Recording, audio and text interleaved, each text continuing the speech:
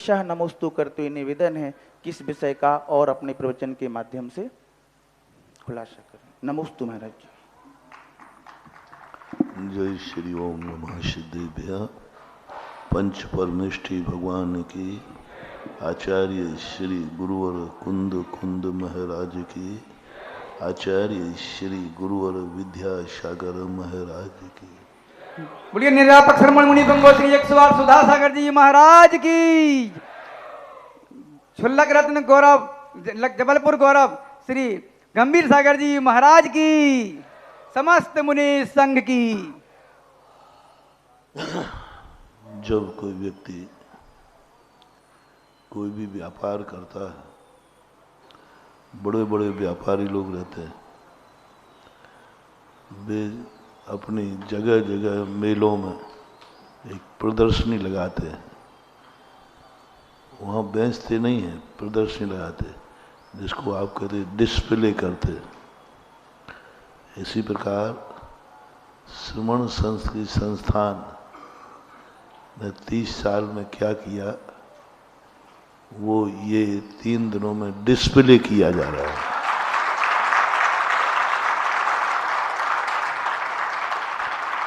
जिससे सारे भारत के लोग जान लें कि जिस प्रोडक्ट्स के लिए सारे लोगों ने सहयोग दिया और आज सारे भारत में एक ज्ञान के प्रति सारी जनता आशान्वित है,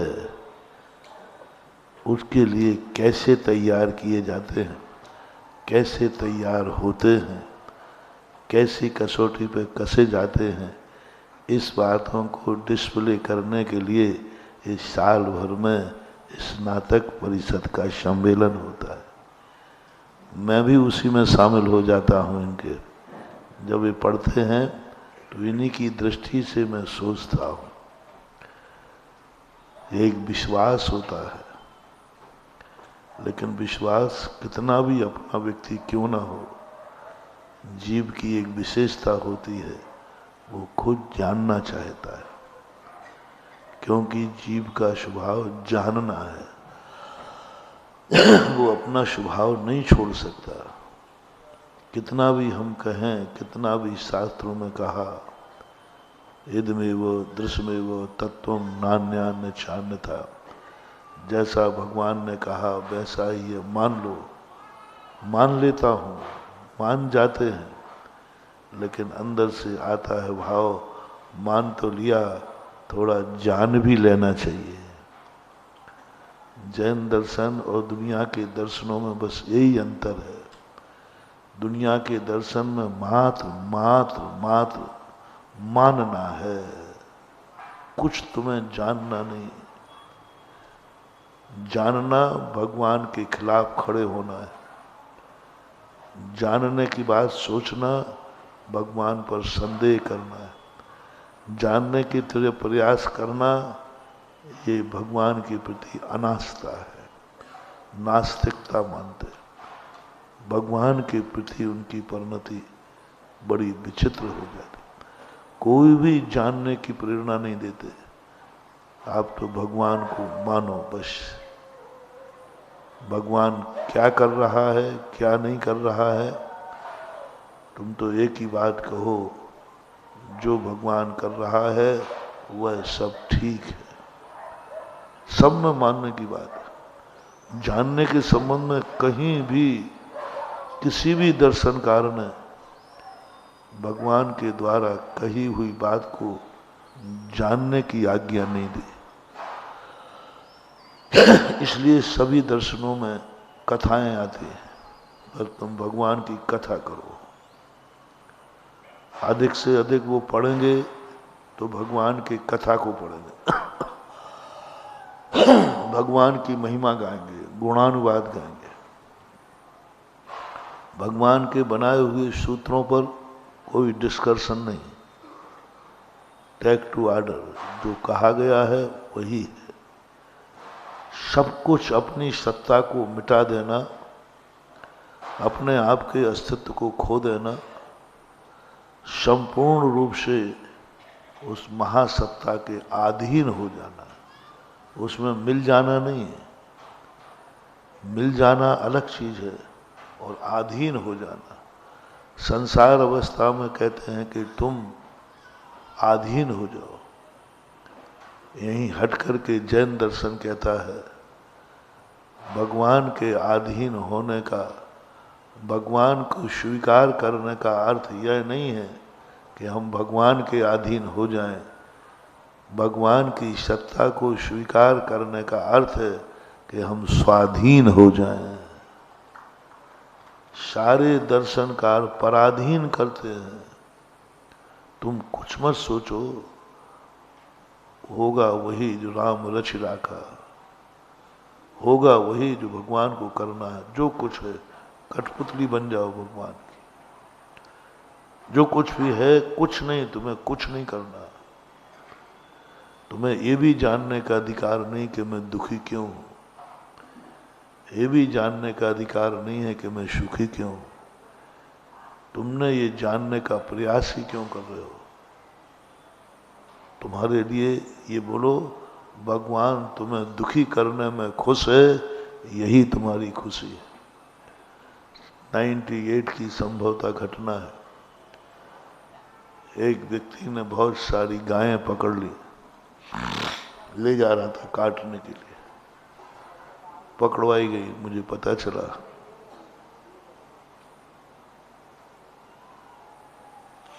मैंने कहा भाई ये काम क्यों करते हो आप लोग?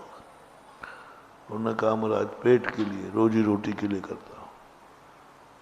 मैंने कहा ये तो पाप का कार्य है। बोले आपके ग्रंथों में पाप है,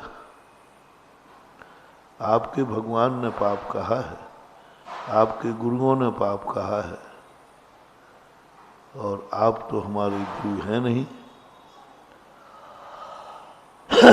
उसने प्रश्न किया अपने माँ बाप की बात मानना चाहिए या किसी दूसरे के माँ बाप की? तो हमारे माँ बाप ने तो ऐसे पाप कहा नहीं, वो तो खुद करते हैं, वो तो बेटा करना ठीक है। हमारे गुरुओं ने भी नहीं कहा, हमारे भगवान ने भी नहीं कहा,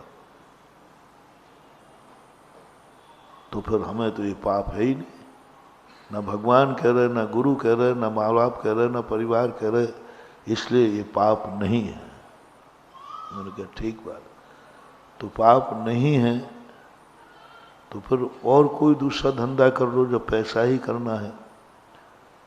तो उन्होंने बोले महाराज हम देखो जैनी भी कमाते हैं, खाते हैं, सब अच्छे हैं। बोले आप लोग अमीर आदमी हो, आपके भक्त अमीर हैं, पैसे वाले हैं। पैसे वाले हैं इसलिए वो बड़े बड़े धंधे कर लेते हैं, हम नहीं कर पाते। तो हमने कहा जब आप ये मालूम है कि आप जिस धर्म को मानते हैं उसके लोग गरीब हैं और हमारे धर्म को मानने वाले अमीर हैं, तो फिर क्यों नहीं तुम हमारे धर्म को अंगीकार करते हो जिससे तुम भी अमीर बन जाओ? तो उन्होंने कहा नहीं, मुझे अमीर बनना ही नहीं है। बोले क्यों? मेरा भगवान मुझे गरीब रखने में खुश है, यही हमारी खुशी है। मैं ये जवाब सुनकर स्तब्ध रह गया। मेरा भगवान मुझे गरीब रखने में खुश है, मेरा भगवान मुझे दुख देने में खुश है। मुझे कुछ नहीं चाहिए, बस भगवान खुश रहना चाहिए, यही मेरी सबसे बड़ी भक्ति है। हम कभी शिकायत नहीं करेंगे। अद्वैतवादी जो वास्तविक रूप से सृष्टि को कर्ता मानते हैं वे एक ही बात कहते हैं, कुछ नहीं, वो होगा, होना वही है भगवान। और भगवान की मर्जी के खिलाफ हमें कुछ भी प्रश्न नहीं उठाना। बस भगवान से वही कहते हैं भगवान तू खुश रहना, यदि तू मुझे दुखी रख के खुश है तो हमें खुशी है कि भली मैं दुखी हूँ लेकिन मेरे दुख से भगवान खुशी है। ये बात सुनी मैंने और उसने स्पष्ट नकार दिया कि मैं अपने भगवान, गुरु और माँ बाप की बात मानता। एक शिक्षा इस बात में हमें मिली एक मिथ्यामती, एक हिंसक मती,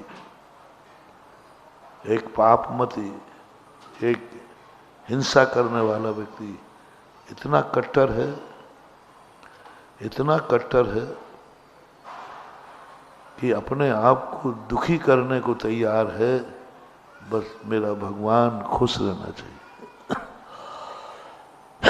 यह बात यदि अहिंसक आप जैनियों में, धर्मात्मा अहिंसक सतमार्ग में चलने वालों में आ जाए तो कभी जैनियों में गृहीत मिथ्यात्व नहीं होगा। तुम लोग थोड़ी सी भी गलती होती है, थोड़ी सी कमी होती है तो तुम पता नहीं कहाँ कहाँ धोख लगाने जाते। सबसे ज्यादा जैनियों में अपने धर्म के प्रति अनास्था भाव आज देखा जा रहा है, अनास्था भाव देखा जा रहा है, अन्य किसी में नहीं। हमने 50 साल का अध्ययन किया, सबसे ज्यादा अपने धर्म के प्रति अनास्था भाव देखा जा रहा है और इसके प्रमाण बहुत सारे। आज तक किसी भी ऐसे फकीर को, जिन जातियों में गरीबी होती है, क्या उन्होंने जैन धर्म को अपनाते हुए पाए गए? नमोकार मंत्र पढ़ते पाए गए? नहीं पाए गए। वे कट्टर हैं। वो कहते मैं दुखी हूं तो हूं।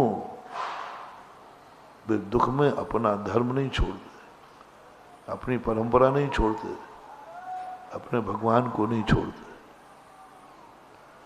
हैं दुखी है, सबसे ज्यादा गरीब है, परेशान है। लेकिन जैनी थोड़ी सी परेशानी होती है, वो जैन धर्म से विमुख हो जाता है, जैन धर्म छोड़ देता है, कहीं भी चादर लगा चढ़ाने चला जाएगा। स्नातक परिषद वालों से पूछता हूं, आपसे भी, आपका जो अर्घ है और सामने वाले की चादर और अगरबत्तियां हैं,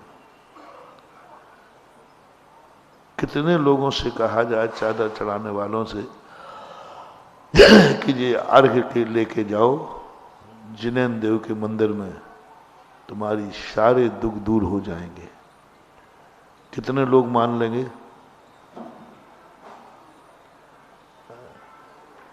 अर्घ दे रहे हैं, मंदिर में चढ़ा के आ जाओ, प्रचार कर लो बाजार में, गारंटी दे दो सब दुख दूर हो जाएंगे। और अब जैनियों में कह रहा हूं, जो फलाने स्थान पर चादर चढ़ाया आएगा उसके सारे दुख दूर हो जाएंगे। को हमारा स्नातक की 2-4 चले जाए, 2-4 स्नातक। अच्छा क्या कहा? और वो भी किसी ने कहा था, बाजार में सुन के आया कि वहां चादर चढ़ते हैं सब दुख दूर हो जाते हैं। जैनी चले जाएंगे। अगरबत्ती लगाया वहां ठीक हो जाएगा, और पत्थर बाबा को पूजा और ठीक हो जाएगा। गजब जब हुआ, सुबह सुबह का समय था और एक व्यक्ति ने हल्ला उड़ा दिया। एक हैंड पंप खुदा था, उसने कहा हैंड पंप के पानी में वो गुण हैं जिनमें सारी बीमारी दूर हो जाती है। उसी समय जिनेन देव के मंदिर का अभिषेक का समय था। सारे अभिषेक को धोती दुपट्टा पहन चुके थे और सबने धोती दुपट्टा बदल करके वहां नहाने पहुंच गए। अभिषेक मंदिर पूरा खाली है। मैं खुद वहीं था। मैंने कि भैया आज मंदिर में कोई नहीं है, शांति धारा के लिए कोई नहीं आया, कोई पूछे ही नहीं। मैंने क्या बात भाई, पूरा समय हो गया, इतना समय हो गया, भगवान का अभिषेक, हमें प्रवचन के भी जाना है। तो बोले महाराज जी आज प्रवचन नहीं करो तो। मैंने क्यों? बोले वहां पर एक हैंड पंप के पानी में एक देवता निकले हैं, अब पानी तो छोटा निकल रहा था, हजारों जनता सब कीचड़ से नहा रहे, इतना बूंद कीचड़ में लगा रहे। तो जैनियों को जब शाम को लौट के आए, उस दिन का प्रवचन बंद था। बंद का अर्थ कोई सुनने वाला नहीं था। प्रवचन तो हुआ था, कोई सुनने वाला, अभिषेक करने वाला कोई नहीं। एक व्यक्ति था, उसने सब कहा। मैंने कहा भैया क्या बात है? मैंने कहा ये है स्थिति। लेकिन वहां वो कट्टरपंथी नहीं पहुंचे जिनके चादर चढ़ाने के, वो कहते हैं नहीं, उनमें से एक भी नहीं गया। ऐसा क्यों होता है? अच्छे लोग ही कमजोर क्यों होते हैं? अच्छे धर्म वाले कमजोर क्यों होते हैं? अच्छे मार्ग पर चलने वाले कमजोर क्यों होते हैं? इसलिए जैनाचार्य ने कहा कि तुम कमजोर रहो या बलजोर रहो, हम तुम्हें अपने अधीन नहीं करेंगे। अधीनता नहीं करेंगे कि तुम हमारे अनुसार चलो। संसार में सब दर्शनों में यही चर्चा, बस जो मैंने कहा है उस कथा को पढ़ लो, मेरे स्वरूप को पढ़ लो, मेरी महिमा को पढ़ लो, तुम जानने का प्रयास मत करना। पहला दर्शन है जैन दर्शन, इसमें भगवान ने कहा यदि तुम मुझे मानते हो और यदि तुम्हें कुछ भी जानने की इच्छा नहीं है तो तुम जैनी नहीं हो सकते। जैन धर्म की विशेषता है तुम मानो भी लेकिन अपने शक्ति प्रमाण जानो भी। जानो, भगवान ने कहा है इसलिए सही नहीं है। भगवान बोलते हैं सो सही नहीं है। भगवान की जो बोलने की स्थिति है, मैंने एक बार कहा था, जिनेंद्र भगवान जो बोलते वह सही है, ये तो मिथ्या दृष्टि का लक्षण है।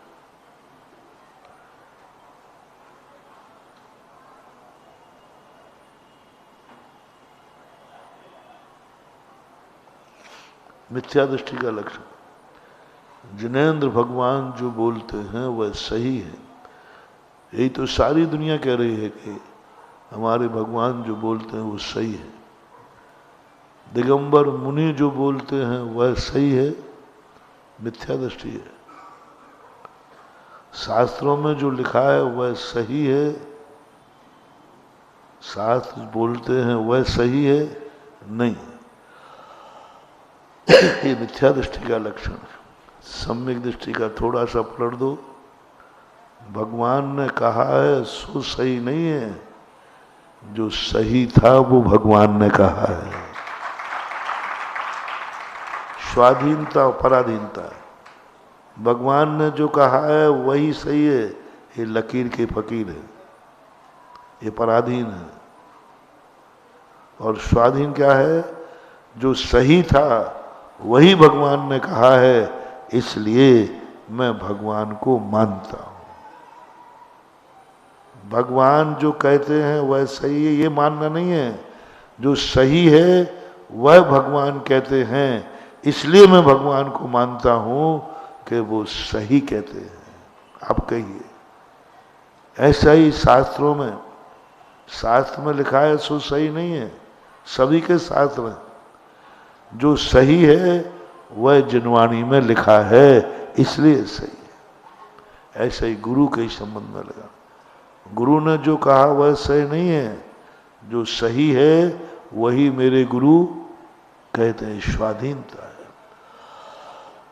इसी का परिणाम है कि जैन दर्शन में भगवान की भक्तियों पर ग्रंथ कम लिखे गए, सृष्टि के स्वरूप पर ग्रंथ ज्यादा लिखे गए। भगवान की भक्तियों पर कोई ग्रंथ नहीं है। हर दर्शनकारों को देखो, भगवान के ग्रंथ हैं, बड़े बड़े ग्रंथ हैं, वो एक किसी भगवान को लेकर रचे गए। जैन दर्शन में भगवानों को लेकर ग्रंथों की संख्या बहुत कम है। जिसे हम प्रथमान योग कहते हैं। लेकिन 3 अनुयोगों में क्या है? षष्ठी का स्वरूप तुम जानो। भगवान आपने तो जान लिया, नहीं, मेरे जानने से नहीं होगा, तुम जानो। क्यों ये 3 अनुयोग रचे? तीनों अनुयोगों का विषय हमारे ज्ञान गम्य नहीं है, हमारे ज्ञान गम्य नहीं है। प्रथमान योग का विषय हमारे ज्ञान गम्य है। 3 अनुयोग जो हैं, चरणानुयोग, कर्णानुयोग और द्रव्यानुयोग, ये तीनों विषय हमारे ज्ञान का विषय नहीं बनते। इनका जो वस्तु है वह हम नहीं जान पाते। हमें पता ही नहीं रत्नत्रय क्या होता है, हम जानते ही नहीं, हमारे ज्ञान का विषय ही नहीं, देखने में नहीं आ रहा। 63 सलाह का पुरुष तो देखने में आ रहे हैं, लेकिन रत्नत्रय क्या है हमारे ज्ञान का विषय नहीं है। गुणस्थान क्या है हमारे ज्ञान का विषय नहीं है। लेस्याएं क्या है हमारे ज्ञान का विषय नहीं है। आत्मा जीव क्या है ये हमारे ज्ञान का विषय नहीं। जीव क्या है? जब हमारे ज्ञान का ही विषय नहीं है तो फिर हम क्यों उस संबंध में जाने? सीधा कह दो भगवान ये सब विषय आपके हैं, आप प्रत्यक्ष देख रहे हैं, जान रहे हैं, हम आपको स्वीकार करते हैं, आपको मानते हैं। महावीर स्वामी कहते हैं नहीं, जो वस्तु तुम्हारे ज्ञान के प्रत्यक्ष नहीं है उसे अनुमान से जानो, लक्षण से जानो, शब्द से जानो, नय से जानो, मत से जानो। 4-5 प्रत्यय तुम्हारे ज्ञान का विषय नहीं है, लेकिन उन्होंने कहा तो भी जानो, पढ़ो। क्यों पढ़ूं जब समय खराब करूं? बोले नहीं, तुम्हें पढ़ना है। भगवान ने कहा सो सत्य नहीं, तुम्हें ये घोषणा करना है, मैं दावा करता हूं जो सत्य है वही भगवान ने कहा है। अब कोई आप तो जो सत्य है वो भगवान ने कहा, तो आप बताओ सत्य क्या चीज है? बोलना पड़ेगा आपको, ऐसे नहीं कह दोगे। सामने वाला कहता है सीधा बोल दो, जो भगवान ने कहा है वही सत्य है। नहीं, कभी मत बोलना। तुम कहना जो सत्य है वही भगवान ने कहा है, तो फिर सत्य क्या है? कैसे जान रहे हो कि भगवान सही बोलते हैं? कैसे जानते हो कि भगवान सही बोलते हैं? आपके पास प्रूफ क्या है? चरणानुयोग के अनुसार अपन सिद्ध करेंगे वे निर्दोष हैं। 18 दोषों से रहित हैं। कैसे जाना कि वे दोष से रहित हैं? क्या जरूरत पड़ी थी पंचास्तिकाय ग्रंथ लिखने की? क्या लेना देना था? समय सार काफी था, समय सार काफी था। ये जो 3 अनुयोग हैं, ये मां जैन दर्शन की असाधारण विशेषता है। कोई भी दर्शन, सब दर्शनकारों ने हमने देखा, कोई ने इतना विस्तार नहीं किया। क्यों किया? तुम जानो, तर्क से। तुम ऐसा हेतु दो जिससे सारी दुनिया उसका खंडन न कर पाए, और फिर तुम गर्व से कहो यही हमारे जिनेन ने कहा है जिसका खंडन तुम्हारे पास नहीं है। हेतु दो, हेतु से सिद्ध करो, नए से सिद्ध करो, परमत से सिद्ध करो। परमत से कैसे सिद्धि होगी? आप भी इसी को मानते हैं, आपके अनुभव में भी यही आ रहा है, आप भी यही कार्य करते हैं। फिर आगम तो सिद्ध है ही, अनुमान से सिद्ध करो, सब तरफ से सिद्ध करके हमें भगवान सत्य बोलते हैं ये सिद्ध करना है। अब भगवान के ऊपर लांछन आया है भक्त लोगों, क्या सबूत है कि भगवान सही बोलते हैं? क्या प्रमाण है कि ये चारों अनुयोग सही है? क्या प्रमाण? अब भगवान तो तुम्हारे पास है नहीं और तुम्हारे ऊपर लांछन लगा दिया। क्या सबूत है कि जिनवाणी सही है? क्या सबूत है? मैं लांछन लगा रहा हूं, मान लीजिए दूसरा व्यक्ति, क्या सबूत है कि तुम्हारे पास तुम्हारे भगवान सही बोलते हैं, तुम्हारा धर्म सही है, ये शास्त्र सही है? आपके पास है इतना कि आप इस भगवान पर लगे हुए लांछन को दूर कर सकें?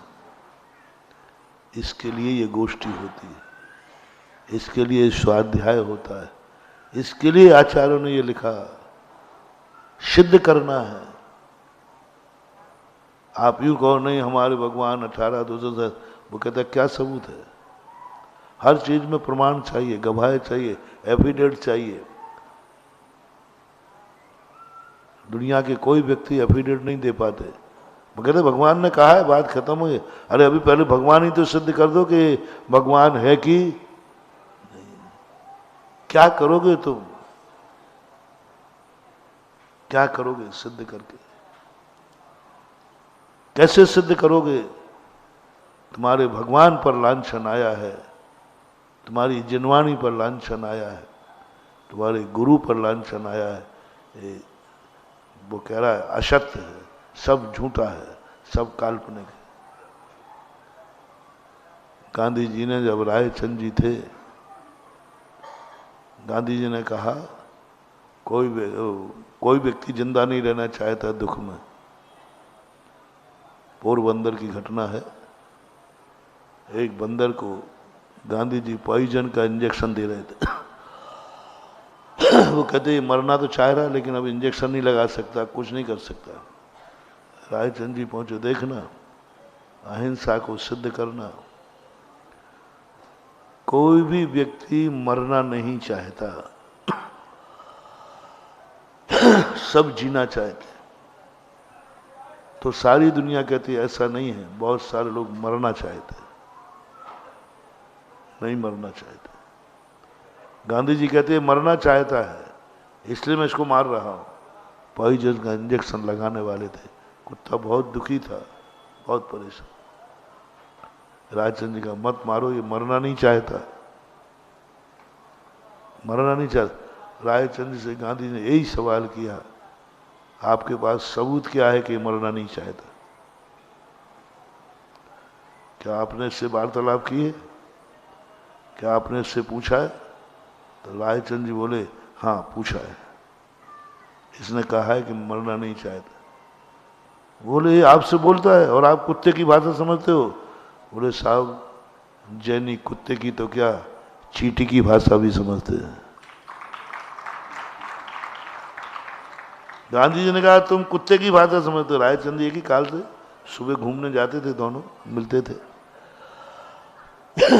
क्या सबूत है तुम्हारे पास? कुत्ते की भाषा समझते हो आप? बोले समझता हूं साहब। तो गांधी ने कहा सिद्ध करो, मैं नहीं मारूंगा इसको। रायचंद ने इधर उधर देखा, देखना सिद्धि आगम नहीं। हमारे शास्त्र में कहा है तुम लोग तुरंत बस जैसे तुमसे नहीं बना ना, वो हमारे महाराज जी ने कहा था, है ना, तुमने तो हथियार डाली दिए ना। 2 मिनट में अभी हाल तुमसे कोई 2-4 थप्पड़ मारे और 2-4 बातें और पूछ ले वे तो पंचास्तिकाय में ऐसा लिखो है। अंदर से पूछ 2 मिनट में, यदि 2 मिनट में आपको तर्क वितर्क किए जाए तो आप वो कहो तो एक आध लिख वाले को हम ही कर दें, हम क्या ऐसा। तो महाराज जी हमें कछु समझ में नहीं आई, वो मैं लिखो तो हमने लिख लो।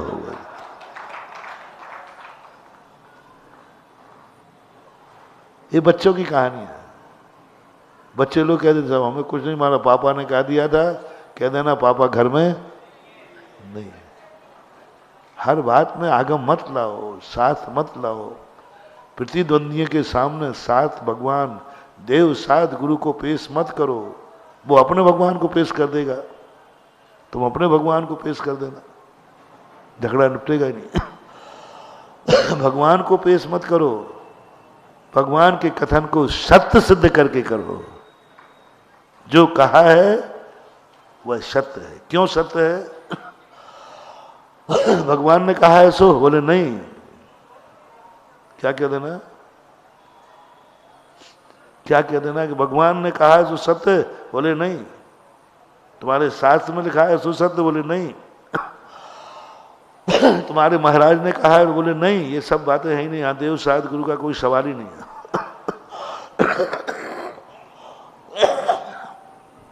हम तो वस्तु को सत्य सिद्ध कर रहे। गांधी जी ने कहा रायचंद से, आप लोग महावीर स्वामी रटा गए हैं, कोई मरना नहीं चाहता, सब जीना चाहता है, क्यों मार रहे हो? लांछन लगाया। उन्होंने कहा नहीं साहब, इतने से काम के लिए महावीर स्वामी को लाने की जरूरत नहीं है। आज बात देखकर उन्होंने एक इतना बड़ा पत्थर उठाया, पत्थर उठाकर रायचंद जी ने और कुत्ते के ऊपर पटकने को ले गए। जैसे वो पत्थर पटकने लगे, पिल्ले के कुत्ते की उठने की हिम्मत नहीं थी और वो पे पे पे करके भाग गया। बोले रायचंद जी, कुत्ता कह रहा है मुझे मत मारो। कुत्ता कह रहा है मुझे मत मारो, मैं जिंदा रहना चाहता हूं। यदि मरना चाहता तो कहते हाँ साहब मारो। बोलो, महावीर से सिद्ध किया ये कि अपने अनुभव से सिद्ध किया, तर्क से सिद्ध किया? इसका नाम है विद्वान। विद्वान अपने भगवान को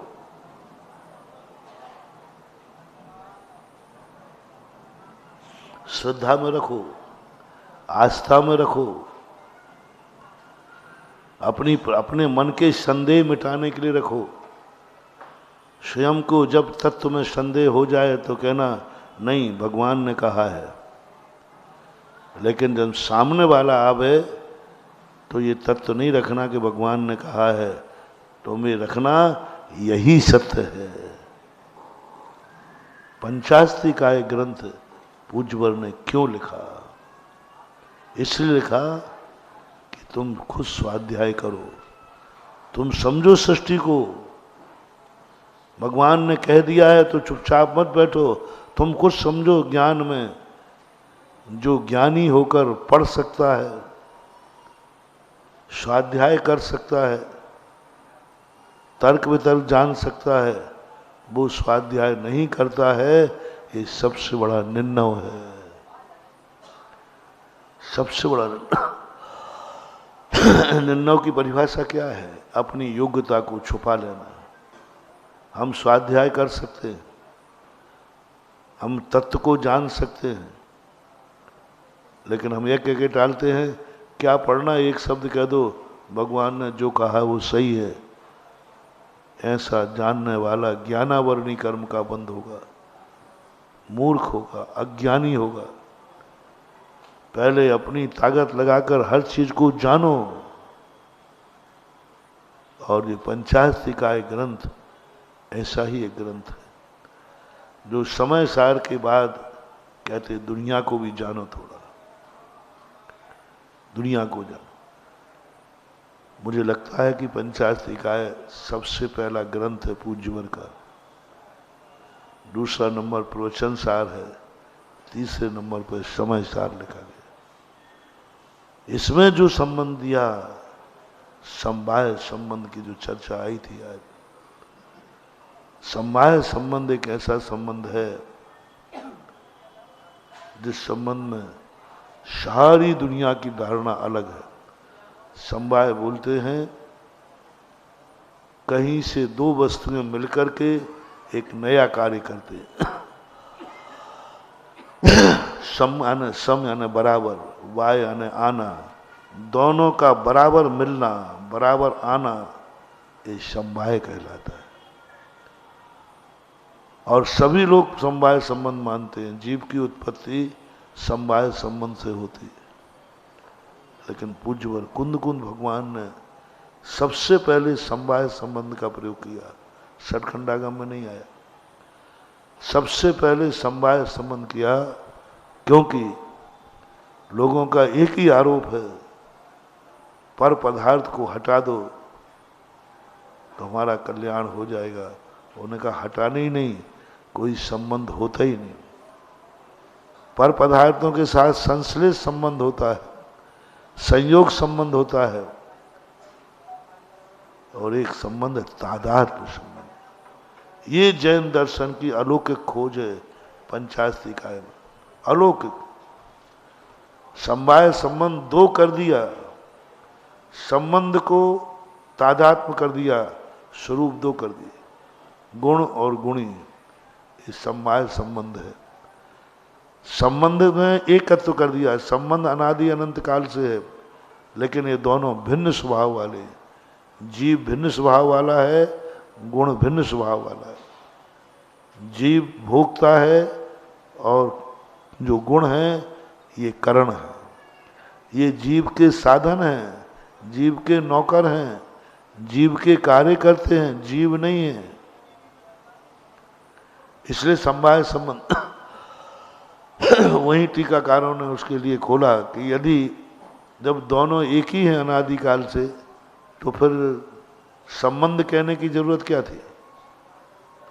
उन्होंने कहा नहीं, भिन्न स्वभाव वाले, भिन्न स्वभाव वाले वस्तुएं जब भी मिलेंगे तो वे दो ही माने जाएंगे, एक नहीं। इसलिए समवाय संबंध का दो माने जाएंगे, एक नहीं मानते। गुण और गुणी कभी एक ना थे, ना हैं और ना रहेंगे। संज्ञा लक्षण स्वरूप भेदात। संज्ञा इसको गुण कहते, उसको गुणी कहते। स्वरूप भेदात, इसका जानना है, उस जानने वाले का भोक्ता है, ज्ञाता है। धन और धनी में कितना अंतर है। धन में आनंद है कि धनी में। इसलिए ज्ञान में आनंद है कि ज्ञाता में। ये जो संबंध, तो इसलिए उन्होंने कहा दो तो हैं, एक नहीं हो सकते, लेकिन संबंध तादात्म्य। संबंध को उन्होंने कर दिया तादात्म्य है, लेकिन दो हैं। और द्वैत के कारण से द्वैतवादी खड़े हो गए कि समवाय नाम का पदार्थ है जो ज्ञान को और आत्मा को जोड़ता है, और जोड़ने के बाद आत्मा ज्ञानी होती है। आत्मा ज्ञानी होती है, जो वाचक ने पढ़ा भी था थोड़ा सा टीकाकार का। तो हमें इसको समझना भी है थोड़ा बहुत कि हमारे असाधारण लक्षण, आप लोग शास्त्री हैं, न्याय पढ़ चुके हैं, समवाय संबंध के संबंध में कुंद कुंद भगवान ने अध्यात्म में लेने का क्या कारण रहा होगा। बिना समवाय संबंध के निश्चय और व्यवहार नहीं बनेगा। बिना समवाय के लिए बिना गुण और गुणी भेद नहीं बनेगा, पर्याय पर्यायी भेद नहीं बनेगा। कुछ भी नहीं घटित हो सकता यदि हम समवाय को नहीं मानेंगे तो। और समवाय को यदि हम संबंध को करने वाला मानने, तादात्म्य नहीं माने, तो कभी संबंध होगा ही नहीं। ज्ञान भी जड़ है, आत्मा भी जड़ है। उनके यहां कैसा है, ज्ञान भी जड़ है, आत्मा भी जड़ है। समवाय नाम का पदार्थ आता है, वो ज्ञान को आत्मा से जोड़ देता है, तो आत्मा बोलने लग जाती है, खाने लग जाती है, पीने लग, चेतन हो जाती है। तो उठाया प्रश्न राजवार्तिक में, यदि जोड़ने से हुआ तो ज्ञान तो जड़ था, जीव जड़ था, और समवाय भी जड़ था। भौतिकवादी है, भौतिकवादी ने जड़वादी। वो कहता है कि जब दोनों थे तो इस समवाय को कैसा पता चला कि इस ज्ञान को इस जीव के साथ जोड़ना है, कैसे मालूम, कौन कराता है। जीव तो जड़ पड़ा हुआ है, ज्ञान तो जड़ पड़ा हुआ है, समवाय जड़ है, तीनों जड़ हैं। अब तीनों को कैसे जोड़ा जाए। पहले तो समवाय समझे कि ये ज्ञान है, ये जीव है, वो तो जड़ है। तो उन्होंने उत्तर दिया, जैसे जड़ कर्म व्यक्ति जीव को पहचान लेते हैं कि हमें इससे बंधना है।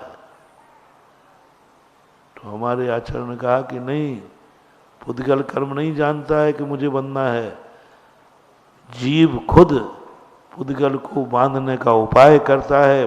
एक चेतन है हमारे यहाँ जीव, तुम्हारे यहाँ तो तीनों जड़ है, हमारे यहाँ जीव चेतन है, और चेतन के कारण से वह चेतन अपने परिणाम करता है, इसलिए ऐसा होता है। तो इन विशेषताओं को आप अपने लेखों में लाना चाहिए। जीव तत्व, पंचास्थिकाय में जीव तत्व की विवेचना कैसे अस्थिकाय के अंदर, अस्थिकाय का अर्थ मात्र अकेला प्रदेशों ही से नहीं, ऐसे अस्थिकाय को क्यों स्वीकार किया, क्यों नहीं आत्मा को अणुमात्र मान लिया? यदि अणुमात्र मानते तो क्या बाधा थी? अस्थिकाय और थे अस्थिकाय, तो अस्थिकाय का वर्णन करने की क्या जरूरत पड़ी थी? तो ये सारी बातें, और पंचास्थिकाय में पुण्य और पाप को बहुत सावधानी से प्रस्तुत करना।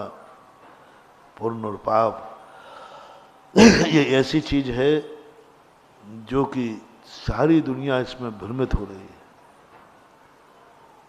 पुण्य और पाप में भी हमें संबंधों का वर्णन करना है। सारे दुनिया शास्त्रों में दो चीजें कोई नहीं मानता। ये जैन दर्शन में अभाव, प्राग भाव, प्रध्वंसा भाव, अन्योन्या भाव, अत्यंता भाव, ये पंचास्थिकायकार मानते हैं। और संबंध, संश्लेष संबंध, संयोग संबंध, तादात्म्य संबंध, ये संबंध किसी दर्शन में नहीं आते। संबंध तो है लेकिन इस नाम से नहीं आते। तो पुण्य और पाप का आत्मा के साथ संश्लेष संबंध है। पर वस्तु कभी मोक्ष का कारण नहीं हो सकती, परंपरा से भी नहीं, क्योंकि वो पुद्गल की पर्याय है, और पुद्गल की पर्याय होने से वो पुद्गल का ही है पुण्य और पाप। जो 9 पदार्थों में पुण्य पाप आता है, उसमें फिर आपको घटाना चाहिए था कि पुण्य जो है या कितने रूप में आता है। कारण में कार्य का उपचार, भाव पुण्य और द्रव्य पुण्य। द्रव्य पुण्य पुद्गल की ही पर्याय है, और पुद्गल की पर्याय कभी भी परंपरा से भी कारण नहीं है। कुंद भगवान ने समय सार में पुण्य को किम होदि सुशीलम जम संसारम पवेसेदी, लेकिन उसको कुशील नहीं कहा। सुशील कैसे हो सकता है? जम संसारम पवेसेदी, जो संसार में प्रवेश कराता है। इसलिए पुण्य और पाप, पुण्य भाव, पुण्य कर्म, पाप भाव, पाप कर्म। अब ये जो पुण्य भाव और पुण्य पाप काम है, ये मिश्र दशा मानी जाए, मिश्र दशा मानी जाए। नहीं, मिश्र भाव नहीं है ये। क्षयोपशम में और मिश्र भाव में अंतर है। पुण्य भाव मिश्र भाव नहीं है, पाप भाव मिश्र भाव नहीं है। स्वय तत्व महोदय पारणाम कौछा, ये स्वय तत्व है। क्योंकि मिश्र मानने पर 2 द्रव्यों की पर्याय एक हो जाएगी। 2 द्रव्यों की एक पर्याय कभी नहीं हो सकती। मिश्र पर्याय कैसे मान लें उसको? 2 द्रव्य मिलकर कभी एक पर्याय करेंगे? नहीं करेंगे। 2 द्रव्य मिलकर के एक पर्याय कैसे? संयोगज भाव मानना और मिश्र भाव मानना में अंतर है। आपने मिश्र भाव कहा था, मिश्र भाव नहीं। मिश्र में होता है सम्यक और मिथ्यात, आधा इसका आधा इसका, ऐसा मिलकर के कोई पर्याय नहीं बनती। संयोगज पर्याय और मिश्र पर्याय में अंतर है। संयोगज पर्याय का अर्थ है कि उसके निमित्त से हुई है, लेकिन हुई कहाँ है? हुई कहाँ है? जैसे मुझे इस कागज से राग हुआ, कागज नहीं होता तो राग नहीं होता, लेकिन राग किस में हुआ? मेरे। ये संयोगज भाव कहलाता है। मिश्र भाव क्या कहलाएगा? आधा इसका भाव, आधा हमारे आत्मा का भाव, मिलकर के एक भाव हो गया। वो पुण्य पाप नहीं है, पुण्य पाप वो नहीं है। इसको कहो अपन संयोगज भाव। संयोगज भाव में जो बनता है, कोई भी निमित्त बनेगा, संयोग मिलने पर उत्पन्न हुआ, लेकिन पर्याय तो किसी एक की ही होगी, दो की पर्याय नहीं हो सकती। इसलिए पुण्य और पाप को हम जब द्रव्य के रूप में कहें तो निपट पुद्गल की पर्याय है। पुण्य और पाप को जब भाव की तरफ आए, देखो आचार्यों के शब्दों पर ध्यान दो। पुद्गल की जब बात आई तो नाम क्या रख दिया उसका? पुण्य और पाप। अब देखना, आत्मा की भाव आई तो क्या भाव रख दिया? शुभ और अशुभ। शुभ और अशुभ भाव रख दिया। पुण्य भाव कोई है ही नहीं, शुभ पुण्य भाव है ही नहीं। अब देखो वहीं तत्वार सूत्र में देख लो, जब बंधने वाले की बात कही, शुभा पुण्य से अशुभा, तो शुभ और अशुभ ये किसकी पर्याय है? आत्मा की। पुण्य और पाप किसकी पर्याय है? तो ये जो पुण्य पाप शुभ भाव परंपरा से मोक्ष का कारण है। क्या लिखना? शुभ भाव परंपरा से मोक्ष का कारण है। पुण्य मोक्ष का कारण ना था, ना है, ना रहेगा, क्योंकि वो पुद्गल की पर्याय है। जीव के निमित्त से हुई। इसलिए शुभोपयोग की चर्चा, अरहंत सिद्ध साहु भक्ति कही ना, ये भक्ति को पुण्य नहीं कहा उन्होंने, क्या कहा? शुभ भाव। शुभ भाव। इसलिए शुभ उपयोग पुण्य की क्रियाएं कह सकते हो। पुण्य की क्रियाएं, शुभ उपयोग, ये सब परंपरा से मोक्ष के कारण। तो पुण्य पाप फल माई, पुण्य और पाप के फल में नहीं रचना। पुण्य क्रिया और पाप क्रिया का कहाँ निषेध किया? यदि अपन पुण्य पाप कह देंगे कि नहीं, कथनचित उपादेय है, तो वो कहेंगे कहाँ लिखा? देखो पुण्य का हे कहा है, तो अपन तुरंत बदल लेना, पुण्य को हे कहा है, पुण्य क्रिया को किसने हे कहा? पुण्य की क्रिया को किस आचार्य ने हे कहा? मैंने यही जयपुर में कहा, देखो महाराज इस समय सार में पुण्य लिखा है। मैंने कहा मैं पुण्य की चर्चा में करता नहीं, पुण्य मुझे चाहिए नहीं, पुण्य की मेरी इच्छा नहीं है। तो महाराज ये दिन भर आप प्रवचन देते हैं, पुण्य की तो देते हैं। हमने कहा नहीं, पुण्य का प्रवचन नहीं देता हूं मैं, पुण्य क्रिया का दे देता हूं, शुभ उपयोग का देता हूं। और किस आचार्य ने शुभ उपयोग और पुण्य की क्रिया हे लिखी है? आप लाके दिखा दो। पुण्य पाप को एक है, पुण्य पाप सोने की बेड़ी लोहे की बेड़ी एक है, क्योंकि दोनों पुद्गल की पर्याय हैं। पकड़ो, सूक्ष्म बात को पकड़ो। पुण्य पाप, उज्ज्वल अमृत चंद सूरी महाराज ने शूद्रा के पुत्र की उपमा दी। एक ही मां के दोनों बेटे हैं, एक ही मां के दोनों, लेकिन शुभोपयोग और अशुभोपयोग ये किसके बेटे हैं? पुण्य पाप कहना अलग चीज है, शुभोपयोग और अशुभोपयोग कहना ये अलग चीज है। शुभोपयोग को किसी आचार्य ने मना किया क्या? किसी भी आचार्य को उठा लो, कुंद कुंद भगवान को उठा लो, आप लोग भी खोजना। सारे भारत के कंजाइस्टों से मैं कह रहा हूं, पुण्य पाप को तो हे कह दिया, सोने की बेड़ी लोहे की बेड़ी, वो तो मुझे समझ में आ गई, क्योंकि दोनों एक ही मां के बेटे। लेकिन शुभ उपयोग को और शुभ क्रिया को किसी भी आचार्य ने मना किया हो, किसी भी आचार्य ने नहीं कहा,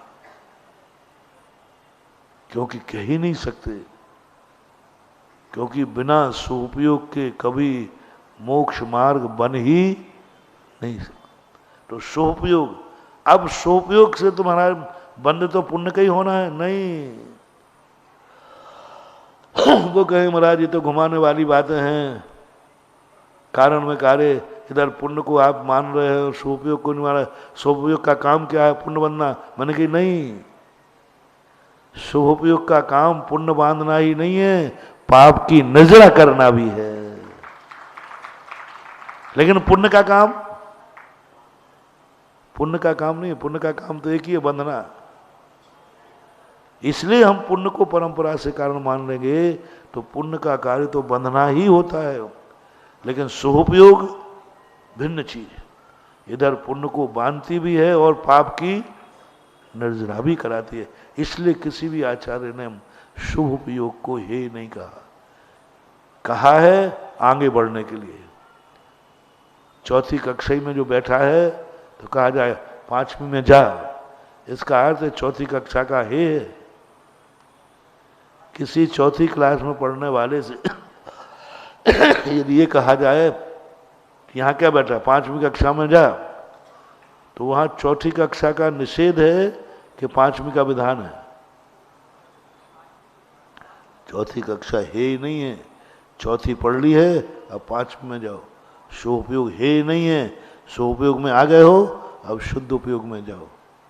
एक बात तो इस प्रकार से। दूसरा जो परंपरा वाला प्रश्न आया था कि परंपरा कैसे स्वीकार की जाए, तो शुभ उपयोग को परंपरा कहना, शुभ क्रियाओं को परंपरा कहना, ये सब परंपरा से मोक्ष के कारण हैं। कर्म को इसलिए नहीं कहना क्योंकि कर्म औदैक भाव होता है। कर्म का जब भी उदय आएगा औदैक भाव होगा, ओदैया बंधा, औदैक भाव बंद ही कराएंगे। ऐसी व्याख्या आज स्नातक परिषद का जो प्रथम सत्र था वह आज शुरुआत हुई, समय हो गया। महावीर भगवान की। मुनिपुंगव श्री 108 सुधा सागर जी महाराज की जय। हमारे ग्रंथों में एक मनोज्ञ शब्द आया है और उसी मनोज्ञता को मैं यहाँ पर प्रस्तुत करने वाला हूँ कि जो हम सबके लिए मनोज्ञ हैं, जिनका नाम है मनोज जी वाकलीवाल जी, आपके ही आगरा के शान हैं। मैं उनको आमंत्रित कर रहा हूँ कि वो आएँ और गुरुवर से श्रीफल चढ़ा करके आशीर्वाद ग्रहण करें। महाराज श्री आज इनका जन्मदिन है। हाँ।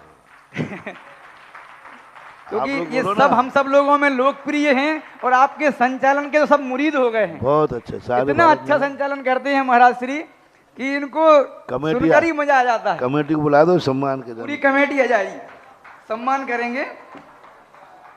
आगरा की सारी कमेटी आज इनका सम्मान कर रही है। अरे आप लोग बोलो ना, happy birthday to you. Manoj ji Bagliwal ji को पूरे स्नातक परिषद की तरफ से जन्मदिन की हार्दिक हार्दिक शुभकामनाएं। पूरी कमेटी इनका सम्मान कर रही है। स्नातक विद्वानों के लिए एक सूचना है, स्नातक विद्वानों के लिए सूचना है। हमारा दोपहर में ठीक 1:30 पर द्वितीय सत्र प्रारंभ होगा और उसके संबंध में इन्होंने, मनोज जी ने अपने संचालन से सारे विश्व को मोहित कर लिया है। बिल्कुल महाराज, मोहित हैं सब लोग। दोपहर के सत्र के जो अध्यक्ष रहेंगे डॉक्टर पुलक गोयल, जो स्नातक परिषद के महामंत्री हैं और हमारे संस्थान के द्वितीय बैच के हैं। सारस्वत अतिथि के रूप में हेमंत जैन सटई, जो कि शासकीय शिक्षक मध्य प्रदेश में शिक्षक सेवारत हैं, और विशिष्ट अतिथि के रूप में अभिषेक जैन साहगढ़, ये कल अभी दोपहर में सत्र में रहेंगे। लेख वाचन के लिए पंडित आकाश जैन चिरगांव, पंडित सुरेश जैन नेवाई, पंडित अखिलेश जैन डिकोली टीकमगढ़, पंडित मोहित जैन खातेगांव, और साथ में दोपहर में हमारे संस्थान के श्री दिगंबर जैन श्रमण संस्कृति संस्थान के अधिष्ठाता महोदय डॉक्टर जय कुमार जी मुजफ्फरनगर, उनका विशिष्ट व्याख्यान होगा। और उसके पश्चात अध्यक्षीय उद्बोधन होने के बाद महाराज श्री का आशीर्वाद प्राप्त होगा। तो सभी लोग दोपहर 1:30 पर सभी समय से यहाँ पर उपस्थित हो जाएं, क्योंकि महाराज जी समय के बहुत पाबंद हैं और महाराज जी स्वयं भी टाइम पर आ जाते हैं, तो इसलिए हमें समय से पहले आना है। अपने इस समय को ध्यान रख के 1:30 पर हमें यहाँ पर उपस्थित होना है। सभी को जय जिनेन्द्र। अर्घ पहले आचार्य श्री का अर्घ लेंगे सभी लोग। आचार्य श्री जी के चरणों में हम झुका रहे अपना माथा, जिनके जीवन की हर चर्या बन पड़ी स्वयं ही नवगाथा। जैनागम का वह सुधा कलश जो बिखराते हैं गली गली, जिनके दर्शन को पा कर के खिलती मुरझाई हृदय कली। भावों की निर्मल सरिता में अवगाहन करने आया हूँ, मेरा सारा दुख दर्द हरो यही अर्घ भेंटने लाया हूँ। हे तपो मूर्ति है आराधक, हे योगीश्वर है महासंत, अरुण कामना देख सके युग युग तक आगामी बसंत। ओम ह्रूम संत श्रोमणि गुरुनाम गुरुआचार्य गुरुदेव श्री विद्यासागर मुनिद्राय नमः। अनर्घवत प्राप्ति अरिघम निर्वपामिति स्वाहा। हे सुधा सागर दयालु मुझको जीवन दान दो, सर उठा कर चल सकूं ऐसा मुझे अभियान दो। आ सकूं तेरे निकट ऐसा सरल सोपान दो, शीघ्र तर जाऊं भवोदधि यह मुझे वरदान दो। नाम ही जपता रहूं जीवन तराने के लिए, भेंट में कुछ भी नहीं लाया चढ़ाने के लिए। ओम राज जगत पूज्य निर्यापक श्रमण तीर्थोद्धारक मुनि पुंगव श्री सुधा सागर मुनिन्द्राय नमः। अनर्घवत प्राप्ति अर्घम निर्वपामिति। जल चंदन अक्षत पुष्प चरु हरुदीप धूपवती फल लावे, पूजा को ठानत जो तुम जानत, सोनर ध्यानत सुख पावे। तीर्थंकर की ध्वनि गणधर ने सुनी, अंग रचे चुनि ज्ञानमयी, सो जिनवर बाणी शिव सुखदानी, त्रिभुवन मानी पूज्य भई। ओम श्री मुकुंद सरस्वती नमः। अनर्घवत प्राप्ति अर्घम निर्वपामिति स्वाहा। जा वाणी के ज्ञान ते सूझे लोकालोक, सो वाणी मस्तक नमु सदा देत हूँ धोग। हे जिन वाणी भारती तोय जपो दिन रैन, जो तेरी शरणाग है सो पावे सुख चैन। देव भजूं अरहंत को गुरु सेवा निर्ग्रंथ, दया धर्म पालो सदा यही मोक्ष का पंथ। 9 बार नमो कर।